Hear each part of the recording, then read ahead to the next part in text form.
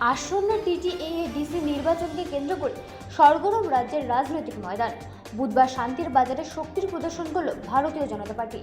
রাজপথ কাঁপিয়ে বিশাল মিছিলের মধ্য দিয়ে শান্তির বাজার মহকুমা শাসকের নিকট নিজের মনোনয়নপত্র জমা দিলেন ২৬ বীরচন্দ্র কলসি কেন্দ্রের বিজেপি মনোনীত প্রার্থী সঞ্জীব রিয়াং। এদিন মনোনয়নপত্র জমা দেওয়াকে কেন্দ্র করে বিজেপি কর্মী সমর্থকদের মধ্যে ব্যাপক উন্মাদনা লক্ষ্য করা যায়। কয়েক হাজার দলীয় সমর্থক গেরুয়া আবির এবং দলীয় পতাকা নিয়ে মিছিলে সামিল হন। বর্ণাঢ্য এই মিছিলে সাধারণ মানুষের উপস্থিতি ছিল চোখে পড়ার মতো।